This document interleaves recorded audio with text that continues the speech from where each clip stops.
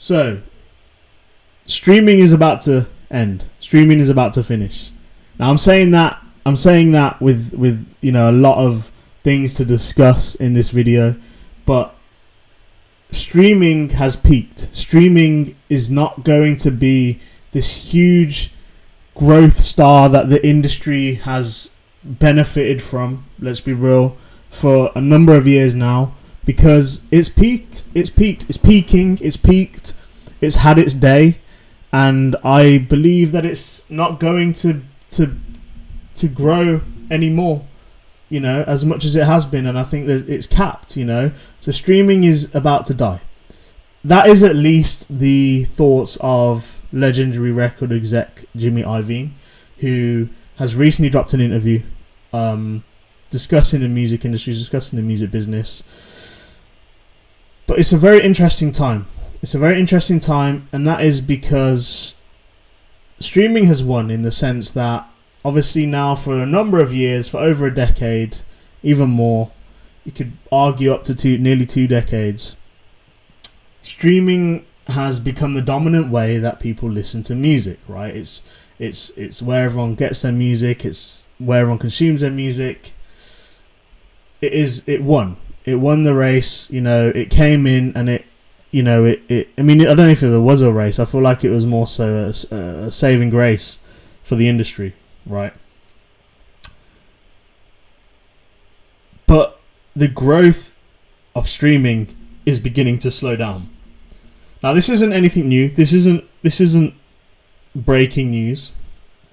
I've reported on this before. I've talked about this before in other videos that I've done.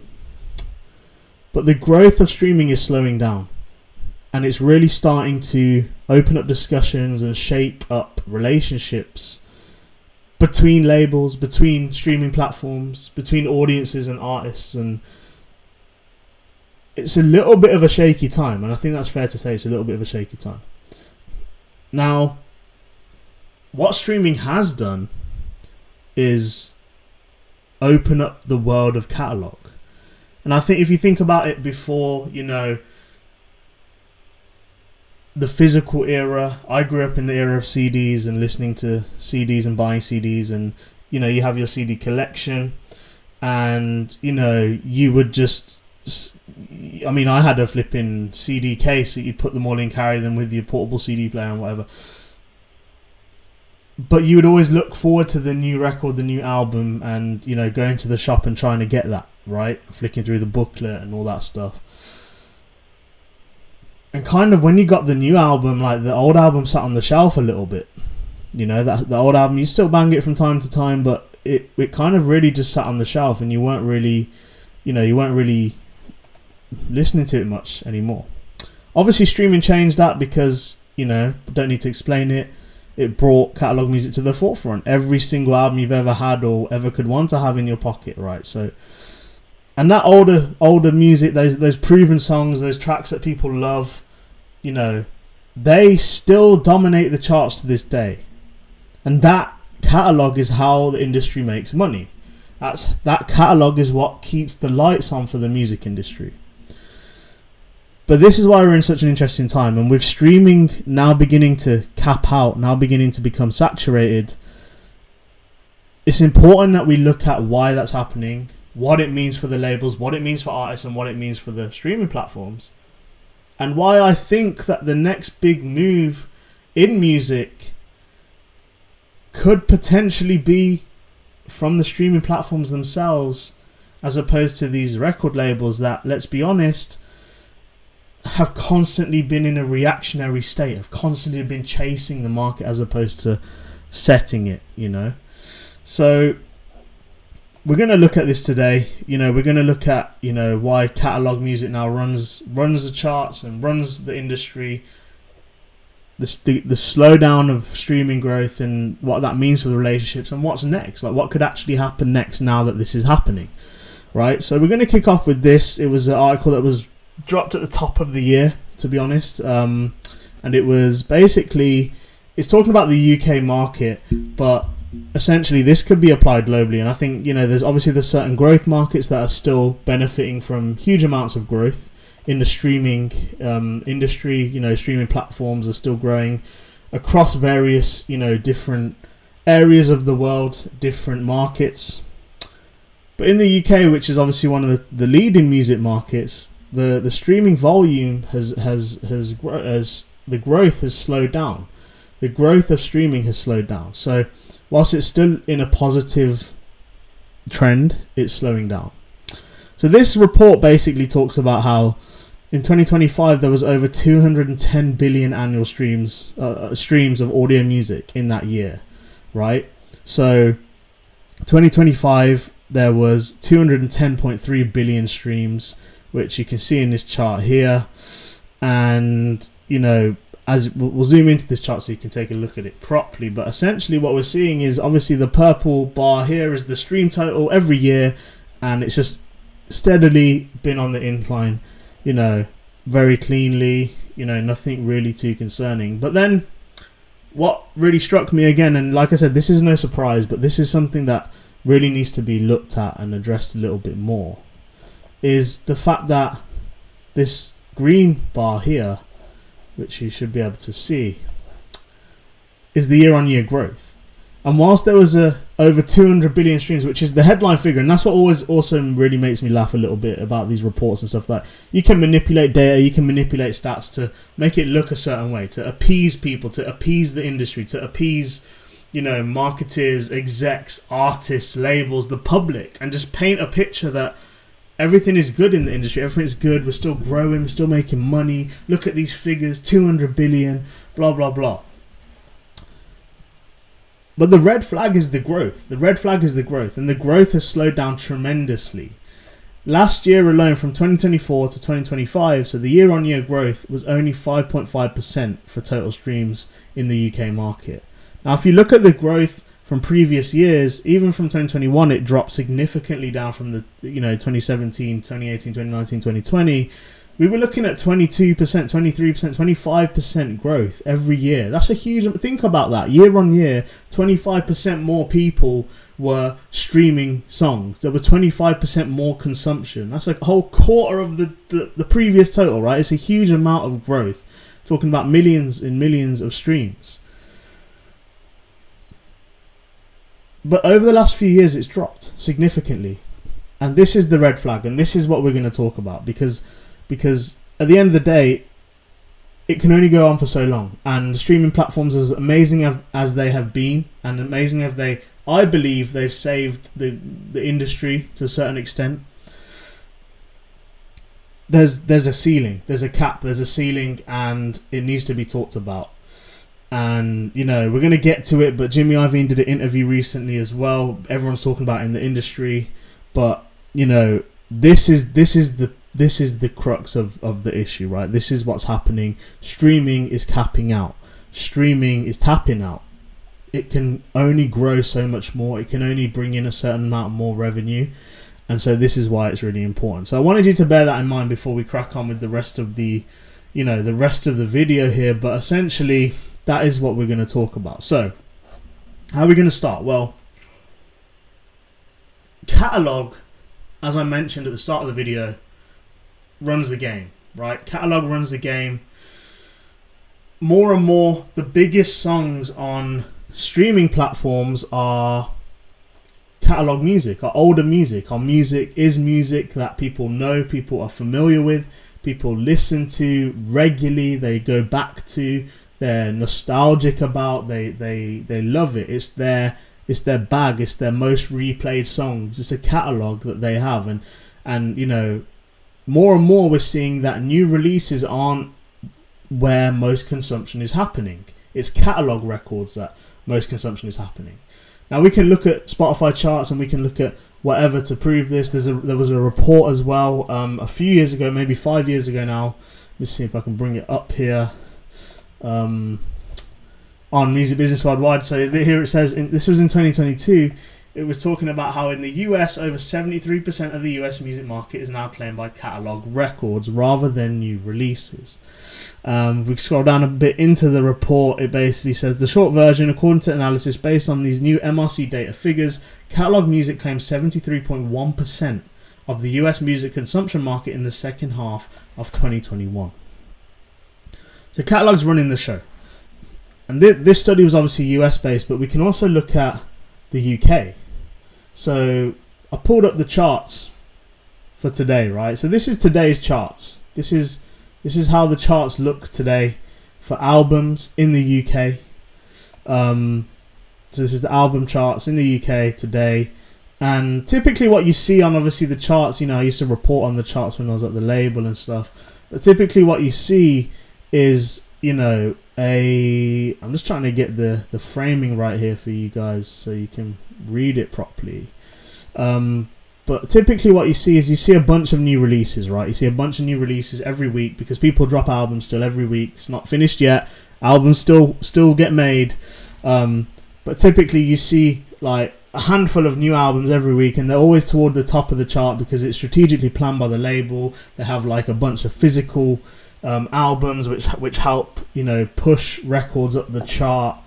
So as you can see here, there's a bunch of records that are new, and we'll run through a couple here. So we've got like the Molotovs here at number 3 currently today with 9,000 sales, 9,000 unit sales. We have Cast at number 4.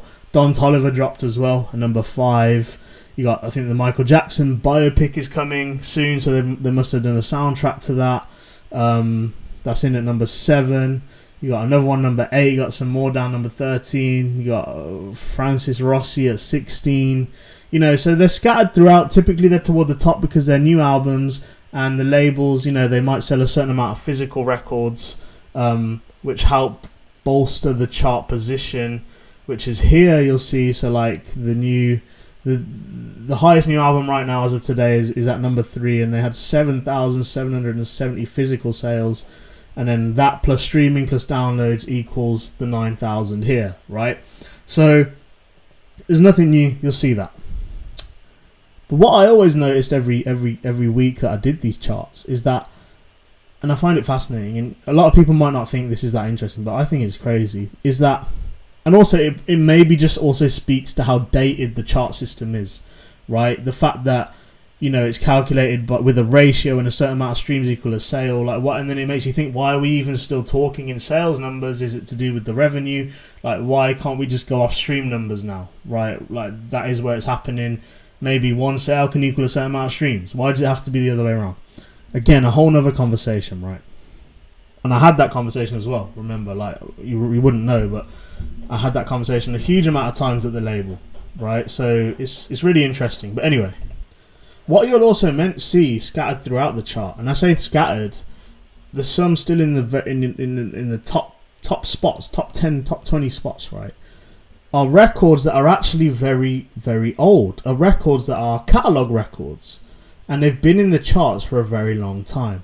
So we'll look here. The first one is the Fleetwood Mac. So currently you've got all these new records, right? And then at number 5 in the chart, or number 6 in the chart today, 2026, big 2026, you have 50 Years Don't Stop Fleetwood Mac, which is actually a record I worked on when I was at Warner Music. It's a compilation album, and it basically has been in the charts for a very long time. And we can see how long it's been in the charts for here with this weeks column. It's been in the chart for 377 weeks. So what's that, 6-7 years?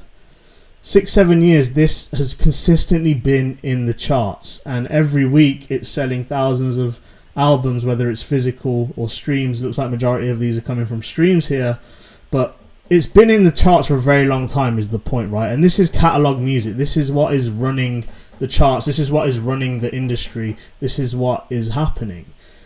Scroll a little bit further down, you can see more of this. There's the Ed Sheeran tour collection. I don't know how old, it's only 71 weeks old to be fair. There's the Michael Jackson. So the number ones has obviously come from more people streaming because of the announcement, more physical, maybe a physical format was dropped. Scroll down a little bit further, another Fleetwood Mac release, Rumours, a very, very old album. It's been 926 weeks on the chart. Sabrina Carpenter has one here. Is that the right column? No, that's the physical. So Who else have we got here? So we had Fleetwood Mac. Oasis, 774 weeks on the chart. ABBA Greatest Hits, 1,558 weeks on the chart. Right? So what I'm getting at is that even in today's chart, in big 2026, February 2026, catalog is running the game. Like there is the new albums are very few and far between at the top of the table, and then they'll go after a couple of weeks. They're not going to stay on this chart because even toward the bottom of the chart, like you have all these catalog. I'm sure 50's constantly on here. I'm sure Sean Paul's constantly on here. Notorious constantly on here. Pink Floyd, Lady Gaga, Frank Ocean, Ariana Grande, Bruce Springsteen. Like these are catalog records that are endless. They're not going anywhere. Older music, proven hits, familiar songs. Right? That's what it is. Now this isn't because creativity has just suddenly fallen off a cliff. I mean, you could argue that, to be fair. I think a lot of people would probably say that is the case. And, I think that's fair. I think creativity in general has just... I mean, I just listened to the new J. Cole album. I low-key want to do a review on it because I'm just not happy with it. But we'll get to that. But what I'm saying is creativity... It's not necessarily because of that, right? It could be argued, but I don't think it's that. It's not that. The real reason is, it's twofold. I mean, the first one is obviously the fact that what we've already discussed, that catalog is now very accessible. But secondly, it's because streaming, it rewards predictability. Streaming catalog, catalog performs consistently. Like every week, it performs consistently. People already know the songs. They get played endlessly, week on week. And it works well with streaming because they slot into your algorithmic playlist. They just work off of trends and song radio and all that stuff, right? It's algorithmic, right? So, and that's what you understand, like from a business perspective, catalog is perfect because it's low risk. You know that it's in demand. You know people like it. It's high margin. The production cost of these records is gone. The marketing cost is very limited, if at all now. You may be paying some marketing assistant's salary, of 25k in a label. And it's extremely predictable. Like, look at some of these records. Like, I don't even know what to pick. Adele, right? 21. Old tune, bro. It's been in the charts for hundreds of weeks, right?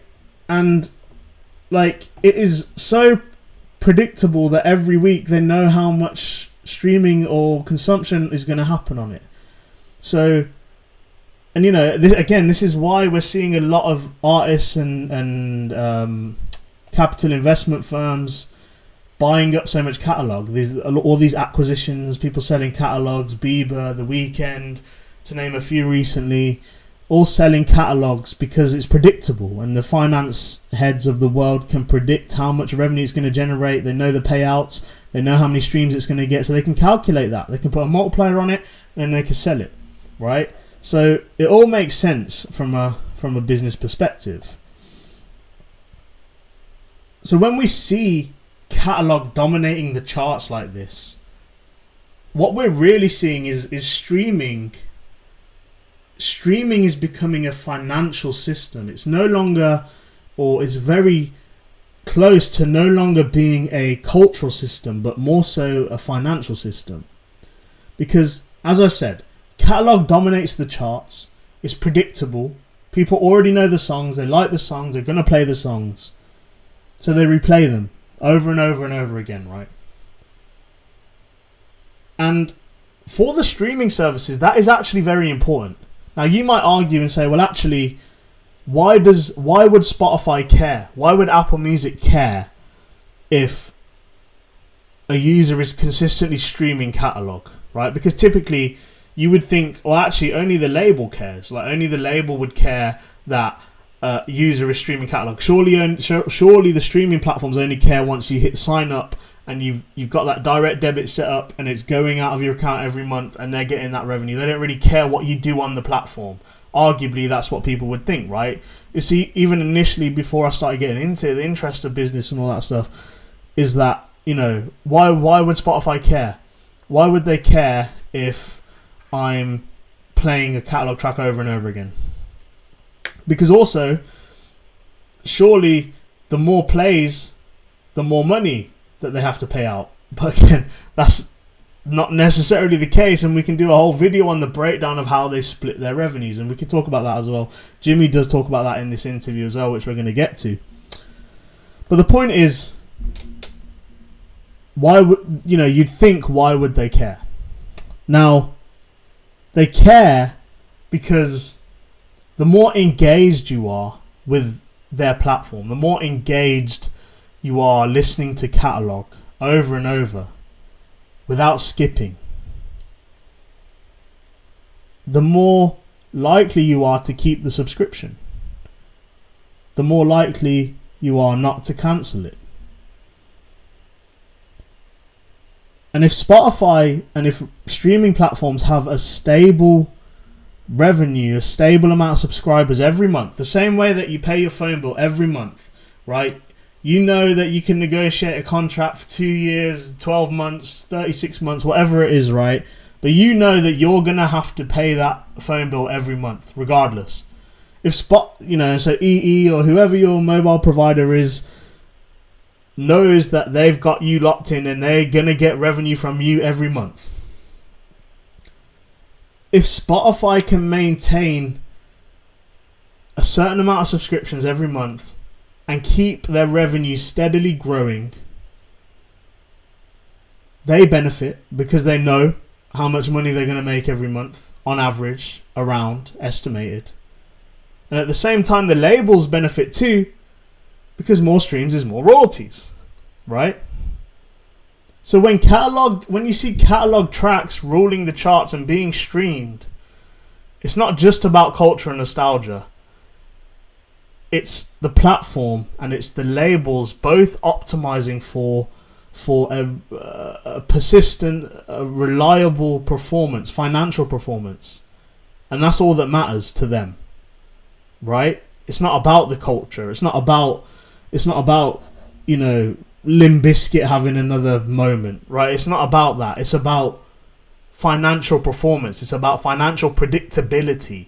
It's about shareholders. It's about pricing. It's about finance.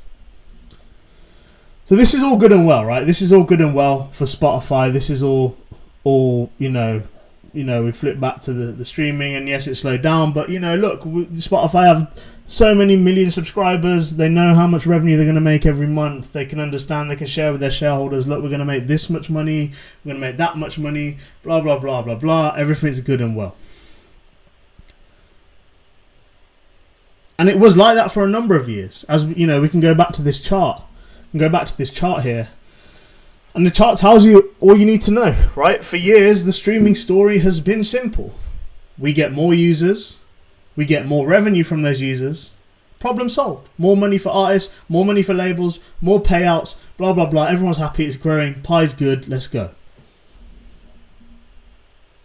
But this is why I've opened with the fact that there has been a slowdown in growth. Because it's maturing. The growth that Spotify and the labels have benefited from for so many years is finally maturing. It's slowing down. Markets are maturing. They're saturated.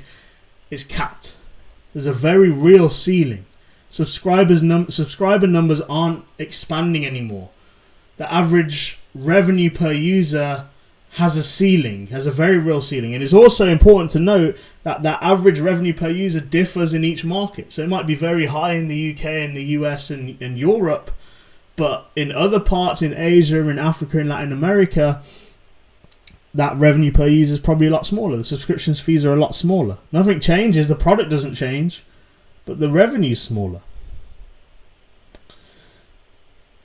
So how do they mitigate this? How does Spotify say, well, okay, our streaming numbers, our subscriber numbers are capping, they're slowing down. We're going to hit X million, and then that's probably going to be it. We're not going to be able to grow in the UK anymore. We're not going to be able to grow in the US anymore. So what do? Well, we can raise the prices. We can raise the subscription prices that people are paying, and then we can make more money that way. So that's what they've done. Consistently, year over year, we've seen Spotify raise their prices, and not just Spotify, all the other streaming platforms as well. So they announced another one very, very recently, and it says here Spotify is raising US premium subscription prices for February 26, individual increasing from $11.99 to $12.99. The hike follows similar 2025 increases in the UK and Switzerland. Right? So to me and you, to the average person that's paying this subscription, it's $1. How much more is $1 going to affect us every month, right? We spend, I don't know, £4-5 on a coffee most days in London, however, what the equivalent of that is in the US. $1 ain't going to do anything. How many subscribers does Spotify have? There you go, it's already come up. I didn't even search that earlier. As of Q3 2025, Spotify has approximately 281 premium subscribers globally, alongside 730 million total monthly active users. So I guess the difference between those two would be the users that don't pay but listen to ads, right? So 281 million. So by upping their price by $1 globally, let's say on average, that's an extra £281 million or dollars a month that they're generating just by upping by $1. So that can plaster over the issues. That can plaster over the idea. That can give us hope, false hope, I say, because that can basically provide additional revenue for a certain amount of time. And again, you plaster over the cracks. Yes, growth is slowing, but look, here's an extra $200 million we're going to pay you. So don't worry, because it's all good, right? But you can only do this for so long. At what price point do we stop paying as consumers? $30, $40, $50 a month to listen to music ad-free, whatever you want. $60 is starting to become higher than some monthly bills, higher than your phone bill maybe. They're not going to do that. I'm not going to do that.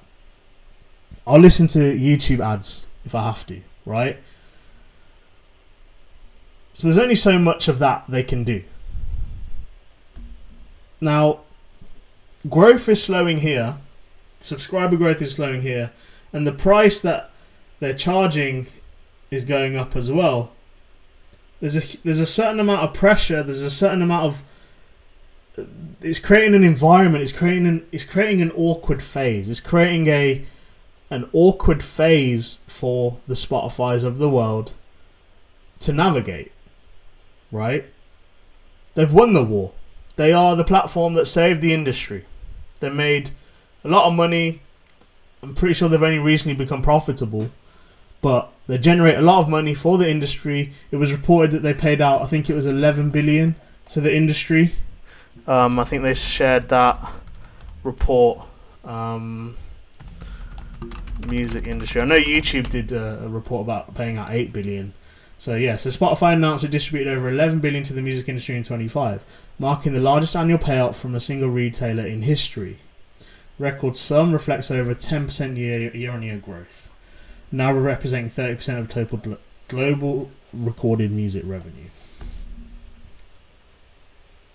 So they're paying this much out, but we're in this awkward phase. How it's going to justify its valuation to shareholders without a huge amount of explosive growth anymore is the question. And when this growth fully stops, when we start seeing a decline, when it's matured so much that it begins to decline because people just stop paying, then what?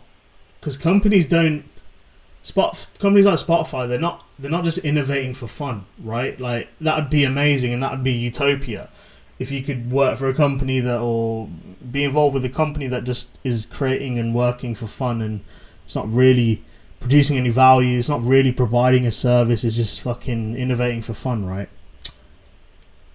At this point, they're going to have to innovate for survival. They're going to have to innovate to look elsewhere for revenue. How else can they make revenue? How else can they adapt new features, new products? Because music isn't paying anymore. The market's capped. It's matured. What do? There's pressure from the industry, pressure from stakeholders, there's pressure from shareholders, there's pressure from users because they don't want to pay anymore. So what do you do? As a company, what do you do? Right? And this is where things get interesting. And this is where we want to break it down. Because historically, labels have focused on ownership.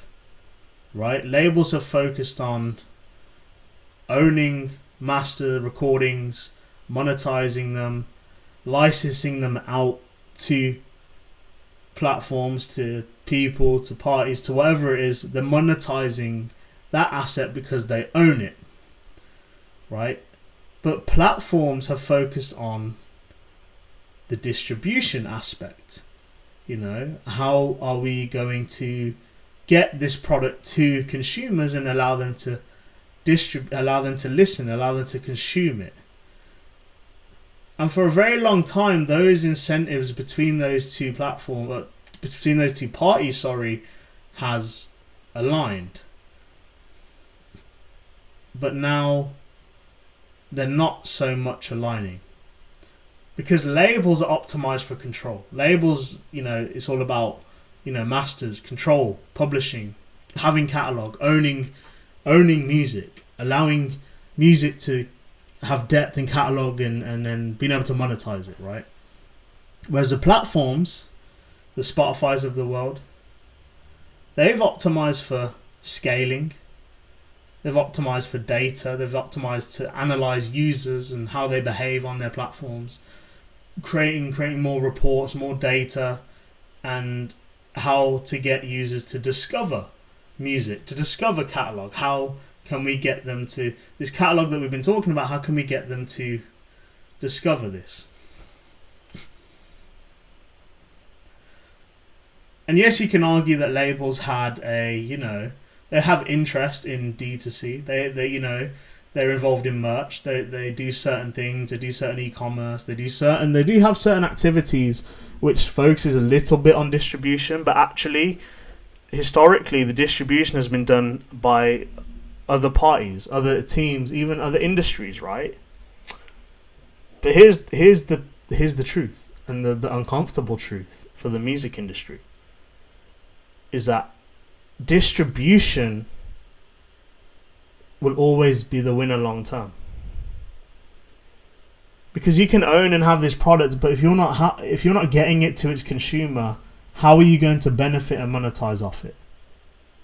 I can sit on master recordings for the rest of my life, but if no one's going to listen to them because they're not able to, then what value does it hold? Right?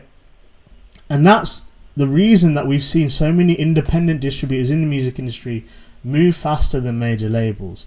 It's why we're now seeing major artists doing distro deals with major labels because they've realized this, right? Like, even flipping J. Cole's new album, he's got a line on, I don't know if it was on the album or on the mixtape that came out before the album, where he's talking about, he owns the masters, but he's being distributed through Universal. And we can see this, I don't know how tapped in the audience that, we're slowly growing this channel, I'm trying to slowly build it, but how tapped in the audience is to this. But if we look at Spotify, it tells you this stuff. You go to the album, it says here on the P and C lines, Cole World Incorporated under exclusive license to Interscope Records. Interscope Records being obviously an imprint of Universal. It's licensed. It's licensed. They don't own it anymore. They're distributing it. Uber don't own the cars. They provide us a tech solution. They distribute the ability to use the cars that they don't own. Right? Same with Airbnb. It's all about licensing. It's all about access, and it's all about distribution. And now it looks like the tide is turning, and the labels are slowly copying this independent style distribution playbook that actually they probably once dismissed. Ownership isn't enough anymore. If you don't control distribution, you're basically negotiating from the weaker point, the weaker standpoint, a weakness. So that's what's going on. And it brings us to the example of the film industry, and shout out to Academics who did a really cool breakdown on this, where he basically compared, the idea of Netflix taking over the film industry. And what he we can bring this up here. Netflix, Warner Brothers. So you might have seen that there was a huge amount of speculation and talking. I mean, not speculation. They're trying to make it happen, but basically, this is from Netflix's website, so not obviously completely unbiased. But Netflix to acquire Warner Bros. Following the separation of Discovery Global for a total enterprise value of $82 billion, equity value of $72 billion. Now, what do we all know Netflix for? We all know Netflix for film, TV series, being able to watch it all in one place. Very similar to Spotify in the sense that they don't necessarily own all of this stuff, but they license it, and then we can watch it for our fee every month, right? That's how they entered the game. And as of this month, or late last year, they're taking over the game, right? They're about to, or they're trying to, or they're attempting to purchase Warner Brothers. Warner Brothers is like one of the most historical production companies in Hollywood, in film, in TV, ever, right? And you're talking about this tech company that is nowhere near as old as them, or arguably as iconic yet as them, from a brand perspective, from a business perspective, about to buy them out. Now, how the hell did that happen? Netflix did it because they killed distribution. They started licensing the content. They built the global infrastructure. They built the tech. They own the customer relationship. They have our data. When we go to watch a film from Warner Brothers, we don't sign up to Warner Brothers. We sign up to Netflix. They have our details. They have our email addresses. They have our credit card details. And then once they'd built enough capital up to do this, they started funding their own original series. They created their own content. They moved into production. Vertical integration. They moved into production. Right? And now it's got to the point that they're acquiring, or there's conversations about them acquiring real life legacy studios. They didn't chase ownership first. They chased access first. And once you control access, once you control distro, the IP will come to you. Because they got nowhere else to go. Now, we saw a lot of these companies scramble, and we saw a lot of film, like Paramount and Disney Channel. They've all set up their own sort of streaming services now. But what they don't really understand is, I guess, there's a limited amount that they can offer, because this isn't about, they're not licensing stuff from all over. They're going to have a certain amount of productions that are going to have a particular audience. And I don't know too much about the film industry, but that's what's happening, right? Whereas someone like a Netflix can bring it all into one place. But ask yourself this now, right? So, who owns music discovery? The same way Netflix owns film, TV, series discovery? Who owns music discovery? Who controls what's pushed in that discovery arena? Who controls playlists? Who controls user behavior? It's not the record labels. It's not even the artists. It's the streaming platforms. It's the Spotifys. And this is where I think the conversation becomes very interesting, but also very uncomfortable, very scary, I think, for a lot of people, especially in the music industry. Because if Spotify can't grow users anymore significantly, and yes, they looked at other arenas, they started doing the podcast deals and they started giving out deals and huge amount of money being given to podcasts and, but if that didn't fully, I don't think it fully did what they wanted it to do, right? I don't think it became the next music, if that makes sense. It didn't become the next phase. It didn't unlock the next phase for them. So what's left for them to do? They've tried to, they've capped the market as much as they can. They've tried to go into other products and services, video, podcasts, etc. From a business perspective, where we give Netflix as the example, and they're talking about, from a business perspective, from vertical integration perspective, there's only two options more that a Spotify in this instance could do. They can own more of the value chain.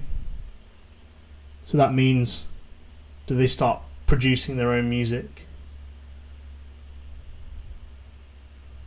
Or they could buy the existing value chain, i.e., they begin acquiring artists' rights, master recordings, record labels, the music industry.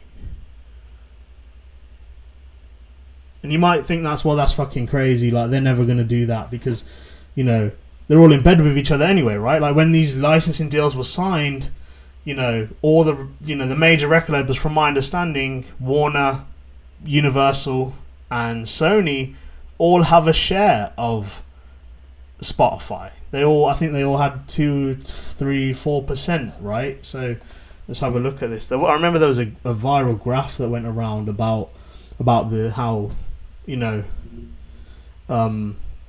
tight knitted the music industry was because all these companies own parts of each other and stuff. But how many shares does the music industry own of Spotify?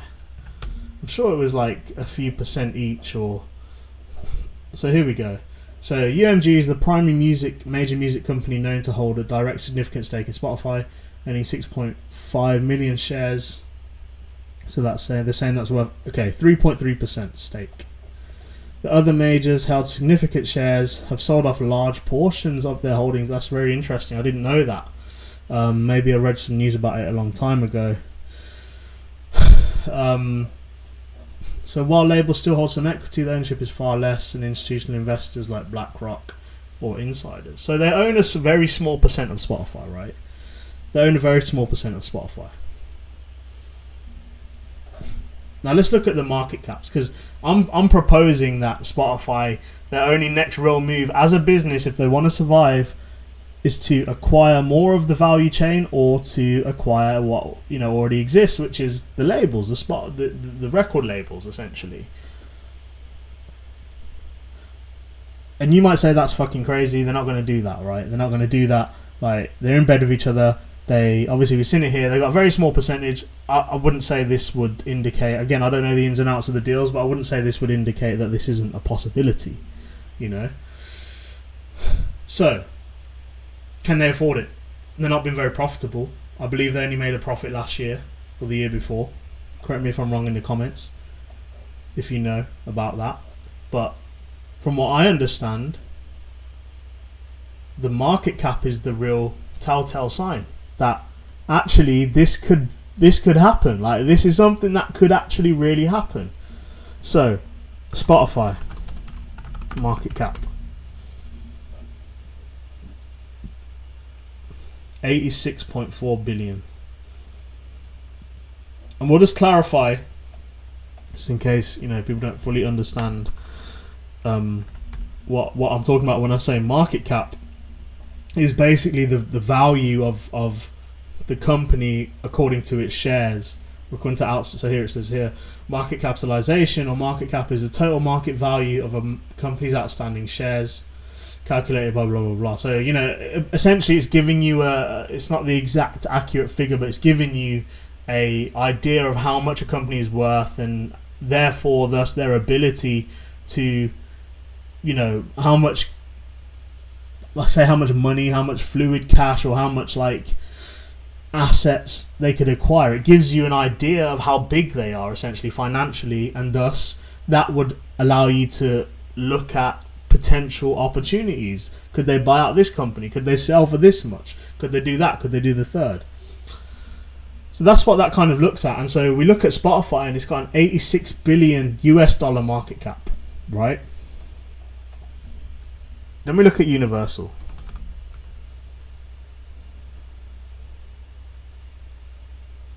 Less than half of Spotify's, 36 billion. Then we look at the second biggest market cap, which is second biggest label, which is Sony. Okay, granted, they're owned by big Sony, so that's a different story. Warner's on the stock exchange as well, right? They floated not too many years ago. Warner Music, that is. Warner Music Group's a market cap of 14 billion. So we've got Warner Music Group with a 14 billion market cap. We've got Universal with a 36 billion market cap. Together, they still don't hit anywhere near Spotify's market cap of 86 billion. Now, these evaluations, these are obviously, I'm talking very generically. I'm not saying this will happen either. I'm not saying that this is a guarantee. I'm saying that if Spotify ever did decide to move into ownership in a serious way, move into IP in a serious way, and this is not an old thought. This is a thought that a lot of people have discussed across the music industry from the early beginnings of Spotify. I'm pretty sure actually Spotify tried to maybe think about signing artists directly at the very beginning. I don't know if I'm making that up or not, but I'm sure I had I'm sure there were reports about that, very early on. That says singing, doesn't it? Can't type today. Obviously we know them for distributing music, but I don't know if there was. I'm sure there was reports about it, man. Maybe I'm making it up. Let me know in the comments. But I'm sure that there was a moment where there was discussing, Spotify were discussing having artists sign directly to them, or maybe just because we spoke about it so much that we thought it could happen, but maybe it didn't. Maybe that wasn't a thing. But what I'm saying is that this isn't anymore an irrational thought. Yes, there are relationships that exist. They have contracts with each other. They have, we've spoke about the renewals that they do every year, the licensing fees that they pay every year, and how those are negotiated. And they're very rocky as well, right? We saw Universal pull their music from TikTok for a day. We've seen YouTube fall out with, licensors, and we've seen it happen, right? I don't think it's that irrational anymore, especially considering the state of the music industry and the state of the market. And I don't think it's illogical either. I think it actually, from a business perspective, it makes a whole lot of sense. If it would be allowed is another story, and I don't know, I couldn't comment too much on that, on competitive advantage and all that stuff in the courts or whatever, if they would even be involved. But what I'm saying is that Spotify acquiring, for instance, a Warner Music, it makes sense, man. It makes sense.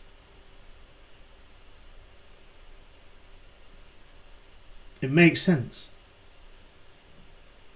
And historically, from what I understand, you can grow a business by either growing the business, growing the consumers and customers that you have. And if that stops, you consolidate. You buy. You acquire. Right? You go to other businesses and you acquire their assets. So this would make total sense, I think, from a business perspective. I think it's a wild thought. I can't lie. I think it's a scary thought. But I think it could easily happen. You know, I think that's potentially where it's headed. And we're going to do... I've already done a bit of a video on Warner already. I'll link that in the description and stuff. But, you know, we've already done a bit of a breakdown on the whole Warner restructure. But I think there's a lot going on there as well. And the consolidations over there are still happening. And, you know, I think... to be frank and honest, like I know people at Warner, respect everything they've done, and I used to work there, right? So huge part of my career. From what I've seen, there's been a huge amount of consolidation, and I think they're struggling. And I say struggling. You know, these companies are making billions of pounds every year, but the growth is slowing. The saturation is happening, and I could foresee something like this happening, essentially, is what I'm saying. I could foresee a Warner Music be purchased by a Spotify, be overtaken, acquired, rights ingested, go time.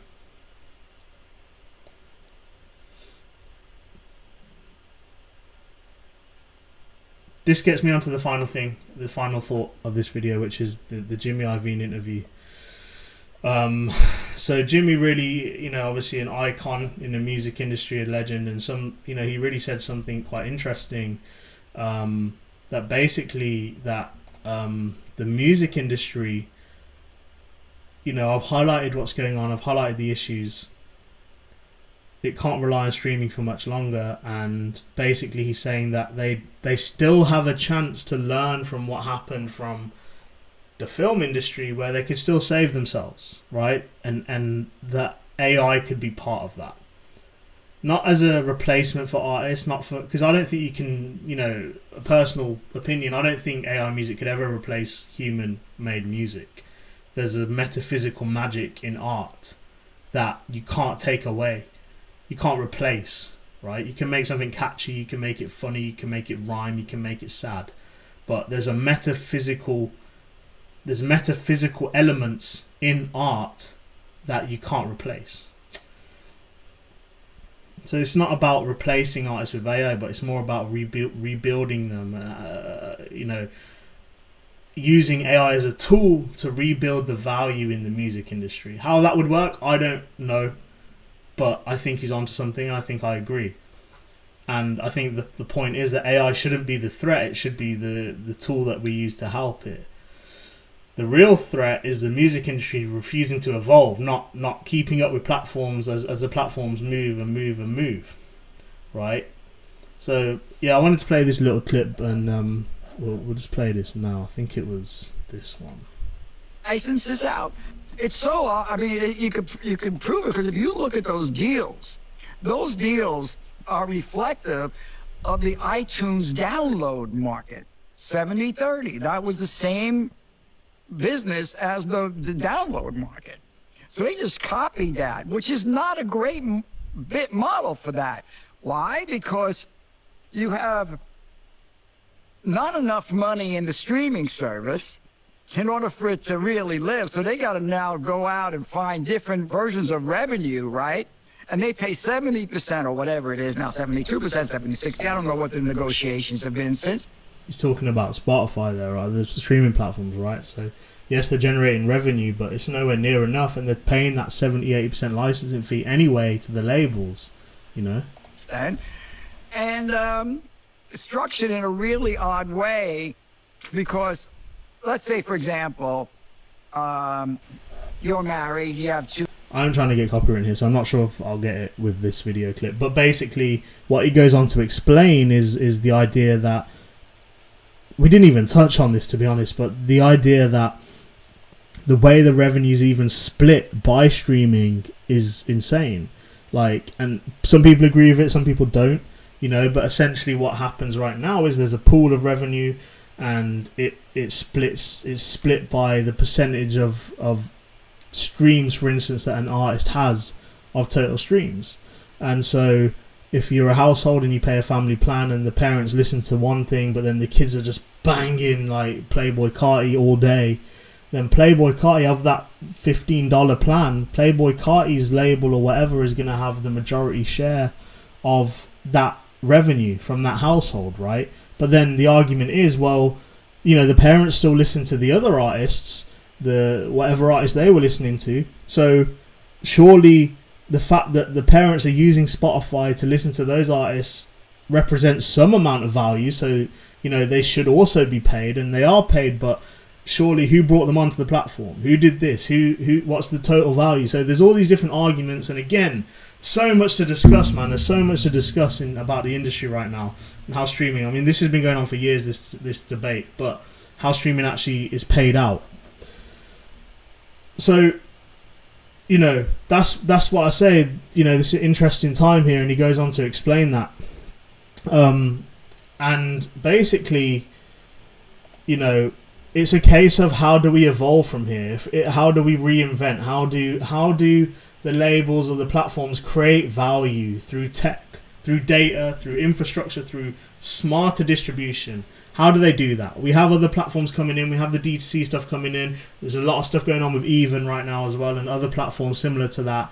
How do they do it? Because if they don't do it, someone else will. So, you know, I'd definitely recommend you go check out that clip, the interview from Jimmy. You know, he talks a lot about it. Let's see if we can find one where he skips that whole story telling about the, you know, about how the splits happen and stuff. But let's have a look here. Those deals are reflective I'll have to play it of the through. iTunes download market. 70-30. That was the same business as the download market. So they just copied that, which is not a great bit model for that. Why? Because you have not enough money in the streaming service in order for it to really It's live. the So they got same clip. I'm looking for one where they talk about where he basically says the streaming platform streaming is all about services skinny. to me are minutes away from being obsolete. It's an ATM machine. You put your money in, you get your music. They don't do anything for the artists. The artists want to communicate with their fans. They want to communicate, they want to market themselves. The streaming services are still saying, we'll put you on our list if you're nice to us or if you like us. For the last decade, streaming was sold as the future of music, with unlimited access and global reach. But now, one of the architects of the modern music industry is asking a dangerous question. What if streaming is already on borrowed time? Jimmy Iovine says streaming services are minutes away from being obsolete. Not because music is dying, but because streaming became one-dimensional. An ATM model. Upload your music, hope for playlist placement, and collect fractions of a cent. That's it. Meanwhile, artists figured something out. TikTok doesn't just host music, it breaks records. Instagram doesn't just show songs, it builds identities. Artists don't want gatekeepers anymore. They want direct connection, direct feedback, direct culture. And streaming platforms, they still act like access is the reward. I mean, streaming works for a very small group at the top. Most artists don't earn meaningful money. They earn exposure, and exposure don't pay the rent. So when artists can market themselves, sell directly, and build community elsewhere, streaming starts to feel less like the future and more like a middleman. Streaming didn't fail, it just stopped evolving. And in a culture where attention moves faster than platforms, anything that doesn't serve the creators gets left behind. The question isn't if streaming changes, it's whether it survives the next shift at all. The streaming services There we go, to man. me So yeah, that's a are perfect breakdown, bro. Perfect, bro. I'm gonna give that a like, man, because that's a perfect breakdown. But so that's where we're at, man. You know, there's only so much the streaming platforms are able to do from now on, because, you know, like I said, they're capped out. The ceiling is being reached. The ceiling is being reached, and there's only so much that can be done now. So I don't think it's the end of the music business, but I think it's definitely being reorganized, and it needs to be reorganized. And the control of distribution can no longer not be in the hands of artists and people that, really genuinely care about culture and music, because that's where it's headed. We're seeing it with D2C, we're seeing it with La Russell, we're seeing it with J. Cole, we're seeing it with a bunch of artists. And the people that are able to comprehend that and act on it accordingly, they're going to shape what comes next. So, been chatting for nearly an hour, man, but I appreciate all the support. Let me know what your thoughts are in the comments. Is that a crazy idea? Would Spotify even consider doing something like that? Let me know your thoughts in the comments. Please subscribe to the channel. Give it a like. Give it a hype. Give it just do everything, man. We appreciate your support as always. We're going to continue to keep bringing some insight into the music business on this channel as we keep trying to grow this thing. And thank you all again. Appreciate it.